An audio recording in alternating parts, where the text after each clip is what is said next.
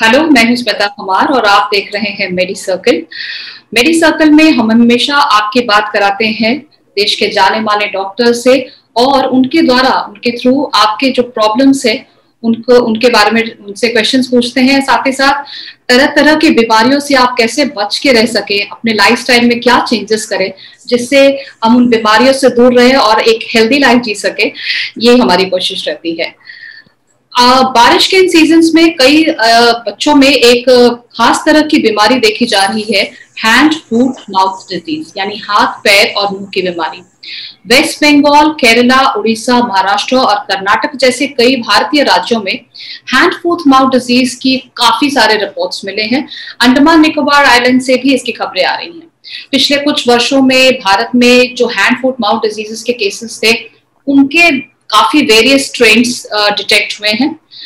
HFMD जैसे इसे short में बोला जाता है, हैंड फूट माउथ डिजीज के मामलों की वजह से नई दिल्ली और NCR के कई सारे स्कूल्स को ऑनलाइन क्लास मोड चुनना पड़ा है।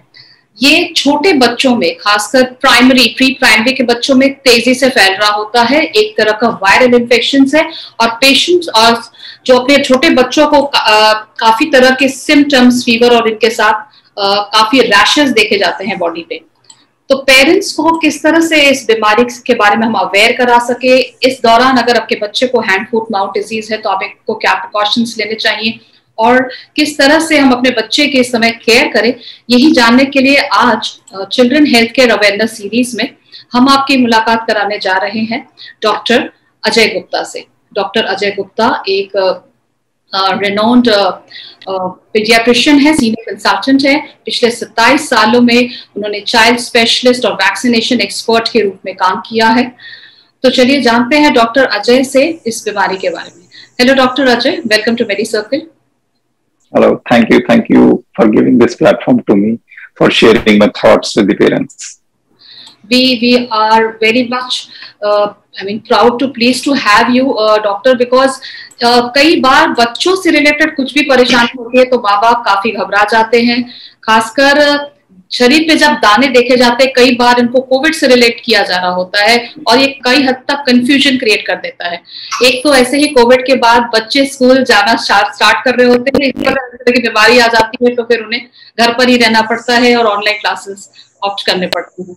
तो आप हमारे दर्शकों को बताएं एक्चुअली हैंड फूट माउथ डिजीज होता क्या है और इसके सिम्टम्स क्या हैं। जी। Yes, thank you. Actually, hand foot mouth disease एक वायरल डिजीज है, जैसे आपने बताया। So it is a very mild viral disease which is caused by a virus called Coxsackie virus.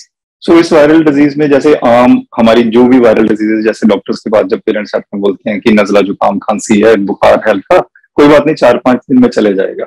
तो वैसे ही ये भी एक वायरल डिजीज है। अगर हम इसको लाइटर टोन में लें तो इसके जैसे नाम है हैंड फुट माउथ डिजीज, तो हाथों के ऊपर दाने होना, पाम्स के ऊपर होना, फुट के ऊपर, सोल्स के ऊपर वहां पे छोटे से दाने लाल रंग के होना, या कई बार थोड़े से पानी से भरे हुए सफेद रंग के दाने होना और उनके आसपास कुछ रेड कलर का हेलो हो जाता है, ये होना।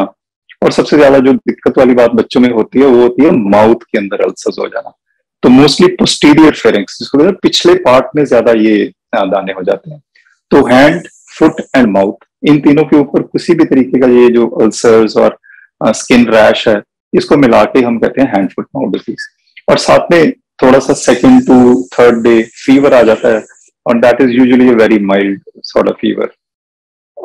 सबसे बड़ी दिक्कत किस चीज की है?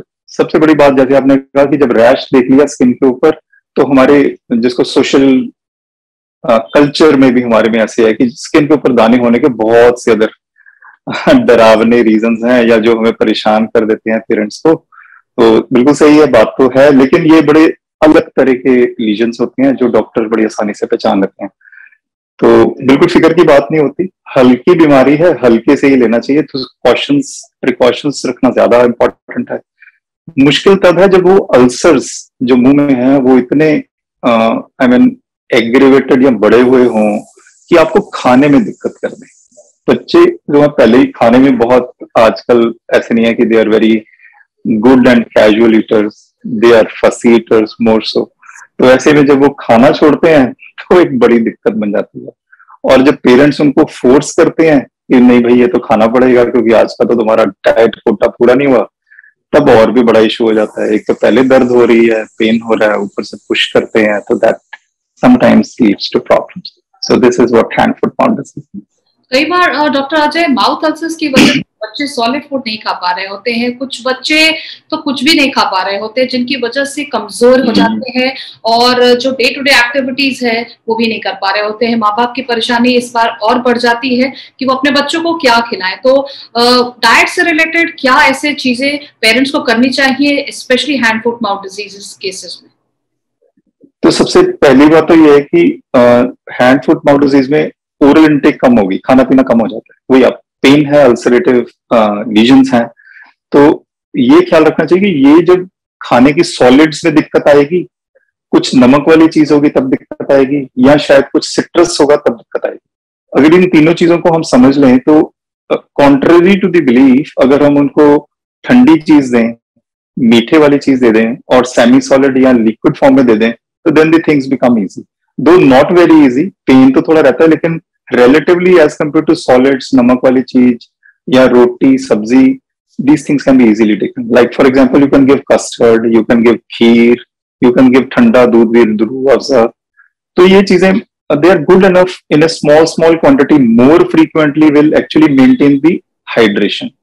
But one thing I would say that parents should not push the child to eat every time. Sometimes child is not comfortable eating.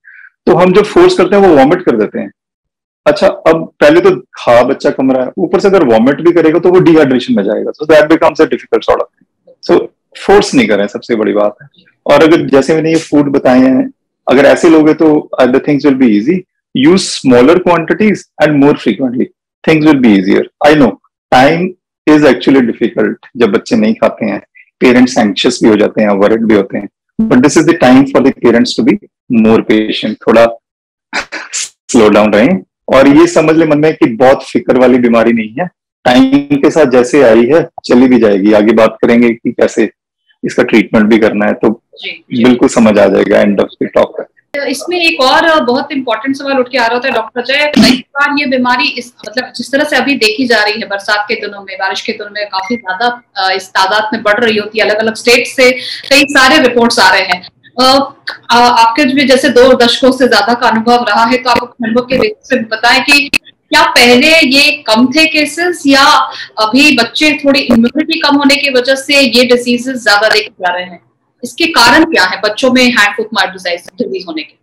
देखिए, जब काफी टाइम पहले एज ए डॉक्टर हम पढ़ाई करते थे तो हमने ये पढ़ा था कि this is a poor hygiene वाले लोगों की डिजीज है। I mean transferred from animals to children probably, and humans are the only carriers, और ऐसे इधर उधर से घूमती नहीं है, इसीलिए कॉम्प्लिकेटेड भी नहीं है।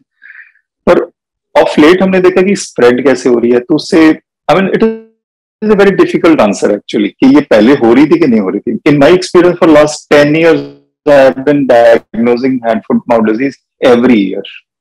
अब वो बच्चे कम थे, बच्चे बढ़ गए हैं, या पेरेंट्स को ऐसी डिजीज की पहचान हो गई है, अवेयरनेस हो गई है, या सोशल मीडिया और सिस्टम ने इतना बता दिया कि ये डिजीज बहुत ज्यादा हो रही है, and things have coming into से फोकस एंड हाईलाइट हो रहा है, तो ये ज्यादा हो रहे हैं। पर डेफिनेटली हमारे पास एज डॉक्टर्स पेशेंट्स जरूर ज्यादा आ रहे हैं, इसमें कोई डाउट नहीं है। सो डॉक्टर अजय, कई बार बच्चों के शरीर पे जो ये रैशेस देखे जाते हैं, कई बार लोग इसे कोविड से कंफ्यूज करते हैं। कोविड में भी शरीर पे रैशेस के सिम्टम्स देखे जाते हैं, और जिससे पेरेंट्स और ज्यादा एंग्शियस और घबरा जाते हैं, क्योंकि कोविड बच्चों में होना काफी खतरनाक माना जाता है। इसके बारे में आपकी क्या राय है? आपका पहला क्वेश्चन कि कोविड से भी रैश होता है, इससे भी रैश होता है, एग्रीड, रैश तो होता है, लेकिन कैरेक्टरिस्टिक और विजिबल रैश टोटली डिफरेंट है, ऐसा कुछ नहीं है कि सिमिलर है, देयर इज स्टार्किंग डिफरेंस। सेकेंडली, बच्चों में कोविड होना एक बहुत खतरनाक चीज है, that is also not true. बच्चों में कोविड जब पहले भी हो रहा था, जब पूरा फुल फ्लेज्ड कोविड था, जब हमारे पास बहुत मोर्टेलिटी थी, बहुत ज्यादा मतलब दिक्कत हो रही थी, उस टाइम पे भी बच्चे तो बहुत सेफली इसमें से निकल रहे थे। My personal experience, there were very few cases which were going into severe COVID infection and getting complicated and getting ICU admissions and more so. So in any case दोनों चीजें अब आज की डेट में कोविड वायरल इन्फेक्शन और ये hand foot mouth disease दोनों बड़ी माइल्ड चीजें हैं, इनको बिल्कुल I mean we should learn from it that this disease is here, COVID is also here.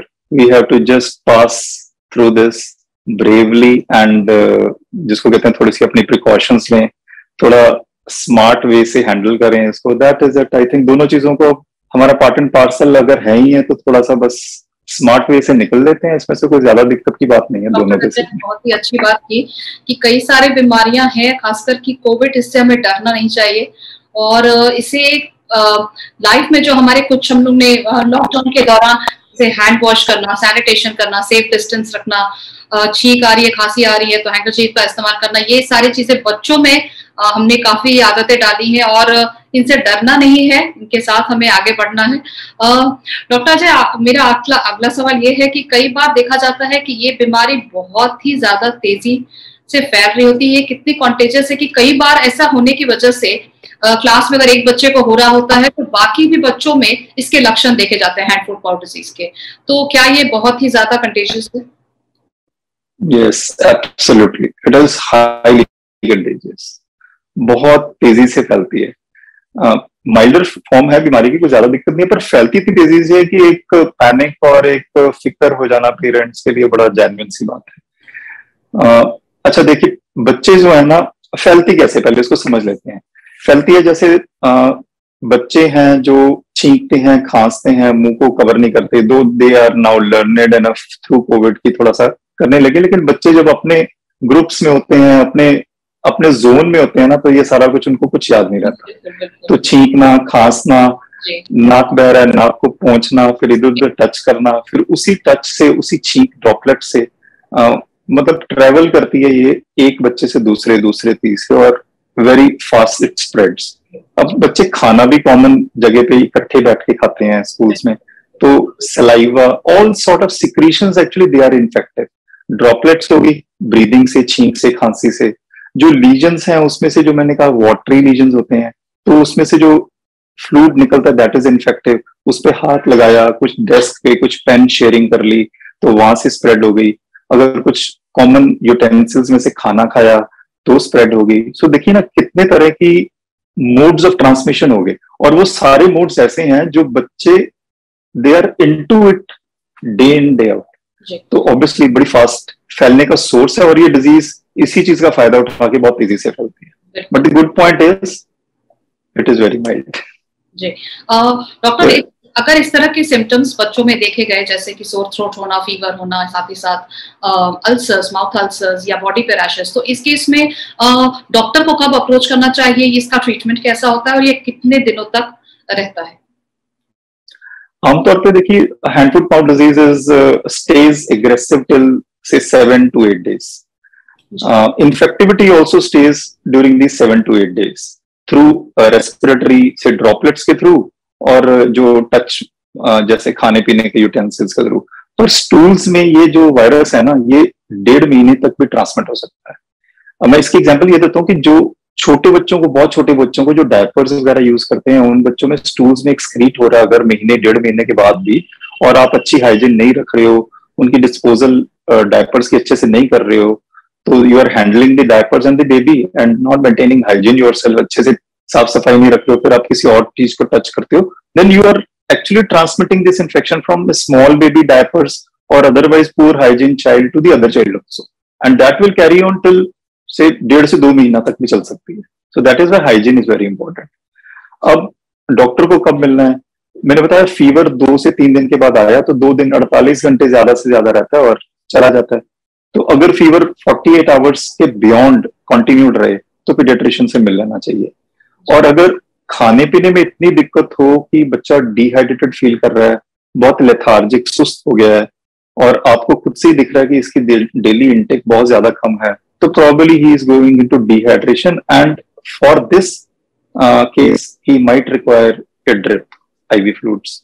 तो डॉक्टर से अगर मिल लेंगे, he will clinically assess the situation, how much dehydration is there, and whether the child needs oral push or some other techniques, or maybe IV fluids admit करके 24 से 48 घंटे लगाने पड़े, तो डॉक्टर कैन डिसाइड दिस. सो इन दो situations में doctor को मिल जाना चाहिए।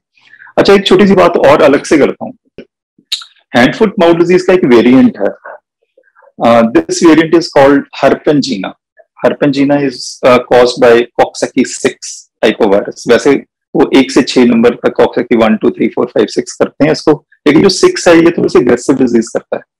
तो इसमें क्या होता है कि फीवर हाई ग्रेड होता है, सोर थ्रोट ज्यादा एग्रेसिव ज्यादा होता है, इसमें खाने में और ज्यादा दिक्कत, dysphagia, painful eating, and there is like these lesions are more painful as compared to the normal hand foot mouth disease in the mouth. तो इसके कारण प्रॉब्लम और ज्यादा थोड़ी एग्रेसिव दिखती है। तो यूजुअली मैंने देखा जो इस कॉम्प्लेक्स के साथ पेशेंट्स आते हैं ना, ये ज्यादा दिक्कत में होते हैं और यही ज्यादा डिहाइड्रेशन में जाने के चांसेस में होते हैं। दो I have seen lot of patients इस सीजन में, पर उनको एडमिशन 1 या 2 से ज्यादा किसी को जरूरत नहीं पड़ी। तो डॉक्टर की तरफ से जब रीअश्योरेंस हो जाता है ना, तो पेरेंट्स थोड़ा सा मन टिक जाता है कि हाँ भाई एक्चुअली कोई ज्यादा बड़ी दिक्कत नहीं है। घर पे फिक्र होगी अगर हम ये चीजों का ध्यान रखेंगे, ये हर्पेंजीना वाले सिम्टम्स या डिहाइड्रेशन पे डाउट लग रहा है या फीवर कंटिन्यूड रख रहा है, तो पीडियाट्रिशियन से मिलके इस बात की क्लैरिटी कर लें। बाकी we are there, all doctors are there to help the parents. कब किस चीज की जरूरत है वी कैन टेल मी। और ये हर्पेंजीना में होता है, इसमें ना थोड़ी सी एक इंडिकेशन और भी होती है, थोड़े से ओल्डर बच्चों में ज्यादा होता है, लाइक मोर देन 5-6 ईयर्स। आमतौर पे ये डिजीज 1 से 5 साल में maximum 80%, then 5 to 8 years it is 15 to 20%।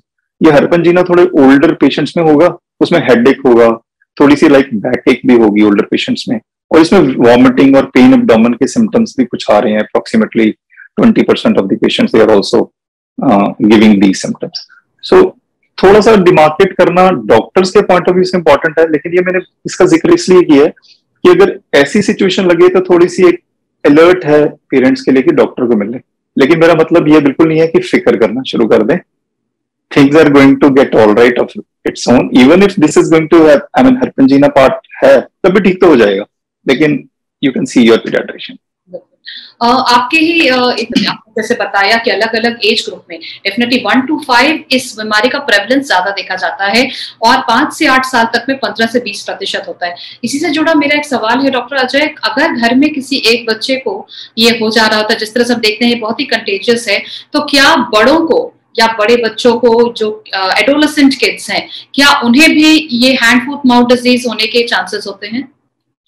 हाँ, चांसेस तो है, लेकिन वही जितना ट्रांसमिशन छोटे बच्चों से, जैसे वायरस तो ट्रांसमिट हो ही गया, लेकिन उसकी प्रेजेंटेशन जो till 8 years it is known. Adolescents में प्रॉबेबली वायरस गया, लेकिन that is not presenting into A hand foot and mouth disease. So actually तो वायरस इकट्ठे ही आया होगा घर में, बच्चे इतना आपस में इंटरमिंगल्ड या प्ले खेलते हैं, तो छोटे में लीजन्स होते हैं, बिल्कुल 5 साल से छोटे बच्चे में, 7-8 साल वाले बच्चे में होते हैं कई बार बहुत ही milder version of the disease, और उनसे बड़े में बिल्कुल ही नहीं होते। तो एक ही घर में अगर 3 उम्र के बच्चे भी मैंने देखे हैं तो यही पैटर्न होता है उसमें। इसी से जुड़ा एक और सवाल है डॉक्टर कि अगर इस तरह से ये कंटेजियस है और फैल रहा होता है, तो जिन बच्चों को ये नहीं है उनके माँ बाप, क्योंकि कई बार पेरेंट्स बहुत एंग्शियस होते हैं, उन्हें पता चलता है कि उनकी क्लास में दूसरे बच्चों को हो रहा होता है, तो वो काफी फिक्रमंद हो जाते हैं कि उनके बच्चों को ये इन्फेक्शियस बीमारी, कंटेजियस बीमारी ना हो। तो उसके लिए ऐसे पेरेंट्स को आप क्या प्रिवेंटिव मेजर्स देने की सलाह देंगे? देखो, ये 4-pronged स्ट्रेटजी है सीधी। सफाई, हैंड्स वॉश करें फ्रीक्वेंटली, और डायपर हैंडलिंग और स्टूल हैंडलिंग अगर कोई पेरेंट्स कर रहे हैं, बच्चे खुद से कर रहे हैं, उनको थोड़ा ट्रेन करें कि फ्रीक्वेंट हैंड वॉश करें और हर इधर उधर जगह को हाथ नहीं लगाएं जब बच्चों में है। अब ट्रांसमिशन जो टाइम है ना, जिसको इंक्यूबेशन पीरियड कहते हैं, 1 से 3 दिन का ही है, तो ट्रांसमिट करता रहता है पहले 8 दिन, वेजाइकल्स बन गए, पानी रिसना शुरू हुआ, ड्रॉपलेट से आ गया, तो बड़ी तेजी से पहले दिनों में ही फैल जाएगा। तो प्रिकॉशन रखेंगे तो बच पाएंगे, अदरवाइज तो तभी पता चलेगा जब हो जाएगी बीमारी। नंबर 1 हैंड वॉश एंड सफाई रखना। नंबर 2, बच्चों के टॉयज बड़े कॉमन है, जो शेयरिंग सबसे ज्यादा की होती है, toys, balls and other toys इस एज ग्रुप में। तो वो टॉयज जो है वो शेयरिंग थोड़े दिन के लिए बंद कर दें, और अगर हैं जो टॉयज उनको भी थोड़ा सा वॉश कर लें, किसी भी सोप सोल्यूशन में वॉश कर लेंगे, that is good enough, except for all those soft toys and other things. उनको थोड़ी देर के लिए दूर कर दें, मतलब उसमें यूज ना करें। और तीसरा है कि शेयरिंग ऑफ यूटेंसिल्स को अवॉइड कर लें, क्योंकि जैसे हम कह रहे थे कि सेलिवरी सिक्रीशन से भी ट्रांसमिट होता है, तो कॉमन फूड यूटेंसिल्स हैं तो वहां से भी हो सकता है। अगर हम हाथ टच कर रहे हैं, हमारे कोई वेसिकल्स हैं, तो यूटेंसिल्स को अवॉइड कर लें। और फोर्थ है कि disposal of stools and diapers. ये बार तो सारे कहीं तो सब कुछ कर रहे हैं, लेकिन एक छोटा बेबी जिसको हो भी रखा होगा, उसके डायपर्स की हैंडलिंग प्रॉपर नहीं होगी, तो वो एक ट्रांसमिशन का जरिया बन जाएगा और आपको पता भी नहीं चलेगा। और ये ट्रांसमिशन मैंने बताया था, this continues till 6 to 8 weeks। जब आपके घर में वैसे आपको लग रहा है कि सब ठीक है, लेकिन उस टाइम पे आप शायद वायरस को ट्रांसमिट होने में हेल्प कर रहे हैं।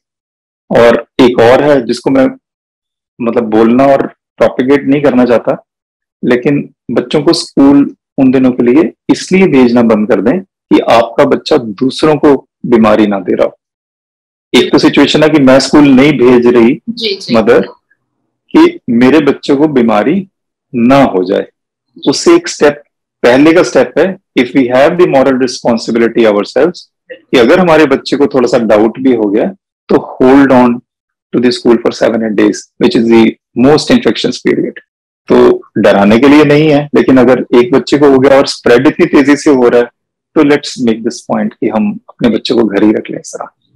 जी बिल्कुल, जिस तरह से डॉक्टर अजय गुप्ता ने बहुत ही सही बात की कि मॉरल रिस्पॉन्सिबिलिटी पेरेंट्स की काफी हद तक बनती है। अगर आपके बच्चों को हैंड फुट माउथ डिजीज है, 6 से 7 दिन जो इनिशियल इंक्यूबेशन पीरियड है, जो सबसे ज्यादा खतरे का, जो जिस तरह से ये फैल रहा होता है, उस वक्त अपने बच्चों को घर पे ही रखें ताकि ये दूसरे बच्चों में ना फैल सके। एक आखिरी सवाल डॉक्टर अजय, कई बार ये पेरेंट्स और स्कूल्स के जो टीचर्स और ये लोग भी काफी कंफ्यूजन रहते हैं कि कब बच्चों को वापस आने देना चाहिए स्कूल, क्योंकि बच्चे बिल्कुल ठीक हो जाते हैं 6 से 7 दिनों में, फीवर बिल्कुल नहीं रहता, सोर थ्रोट की भी परेशानी काफी हद तक ठीक हो जाती है, लेकिन जो शरीर पे लीजन्स है, जो रैशेस के मार्क्स थे, वो अभी तक वैसे रहते हैं, जिसमें कभी कभी इरिटेशन और जिस तरह से खुजली कर रहे होते हैं छोटे बच्चे, तो वो इरिटेशन रहता है। तो क्या आप क्या सलाह देंगे कि कई डॉक्टर्स ऐसा कहते हैं कि लीजन्स को देख के वो बता सकते हैं कि अब ये फैलने वाले स्टेज से बाहर चला गया है, तो इस पर भी कुछ बताएं कि ऑन एन एवरेज बच्चे कब से स्कूल वापस जा सकते हैं, या बहुत ही केस टू केस बेसिस पे होता है? केस टू केस बेसिस पे ये डिसीजन लेना एक्चुअली बहुत ही टफ और डिफिकल्ट है। तो let us see the basics. Basics is it is spreading through droplets, respiratory droplets, सांस और छींक खांसी से जा रहा है। That usually happens till first 8 to say a maximum sort of days 10 तक। और जो वेसिकल्स एंड लीजन्स हैं, अगर वो पानी वाले लीजन्स हैं तो उतनी देर तो वो इन्फेक्टिव रहेगा। Again those lesions also stay till 7 to 10 days, maximum 10 days, 7-8 दिन पे सूख जाते हैं। तो जब हम देखें कि सारे लीजन सूख गए, कोई गीला लीजन नहीं है, तो दैट मीन्स वाटरशेड जो फ्लूइड तो निकलना बंद हो गया, इन्फेक्टिविटी टच वाली भी खत्म हो गई। 10 दिन तक हमने ड्रॉपलेट वाली भी इमेजिन कर ली कि मैक्सिमम 10 days है। तो इन दोनों से ही ज्यादा प्रोबेबिलिटी है। स्कूल्स में कोई जो हम तीसरी बात कर रहे थे, shedding through stools, that is actually not going to happen until unless बहुत ही पुअर हाइजीन वाले बच्चे हों। तो ये फर्स्ट 2 इंस्टेंसेस को अगर देख के चलें तो 10 days should be enough. But parents can see, अगर 10 days 11 day पे भी कोई वेट लीजन है तो 2 दिन होल्ड कर ले। अगर वेट लीजन भी नहीं है, सब ड्राइड अप है, इचिंग सिर्फ हो रही है, then it does not usually is infective. और इसमें एक बात हमारी शायद इसमें रह गई है कि तो करना तो कुछ है ही नहीं है ना। डॉक्टर ने भी तो यही बताना है कि भाई फीवर हो रहा है तो paracetamol they low, that's it. और सबसे बड़ी बात जो हाईलाइट पहले भी करी, अब भी कर रहा हूँ, जाते हुए भी कर रहा हूँ, hydration. Just watch for the hydration status of the child. तो उसको कैसे आपने अपने टैक्टफुली बच्चे को हाइड्रेटेड रखना है, ये स्किल है पेरेंट्स का। जी, ये बहुत ही सही इंपॉर्टेंट जानकारी और डॉक्टर अजय गुप्ता पीडियाट्रिशियन ने हमारे साथ शेयर की। आई होप पेरेंट्स को काफी ये इंफॉर्मेशन रेलेवेंट लगी होगी, बिकॉज कई बार बच्चों को अगर कुछ होता है तो पेरेंट्स काफी हद तक घबरा जाते हैं, लेकिन जिस तरह से डॉक्टर अजय गुप्ता ने इस बीमारी और इसके सिम्टम, साथ साथ इसके ट्रीटमेंट और सबसे ज्यादा हमें क्या प्रिकॉशंस लेने चाहिए ताकि ये बीमारी दूसरे बच्चों में ना फैले, इसके बारे में बताया। Thank you so much doctor Ajay for joining us today on this children health care awareness series. Doctor होने के साथ साथ आपने बहुत ही सहज तरीके से पेरेंट्स को एक आश्वासन देते हुए इन्फॉर्मेशन दी, ये बहुत ही जरूरी है। कई बार जैसे मैंने कहा, बच्चों को कुछ होता है तो माँ बाप सबसे ज्यादा फिक्रमंद हो जाते हैं। उसमें दवाई और इसके साथ साथ ये भरोसा जो आपने दिलाया, उसके लिए शुक्रिया। शायद इसीलिए डॉक्टर्स को भगवान मानते हैं। Thank you so much for joining us today. Thank you very much.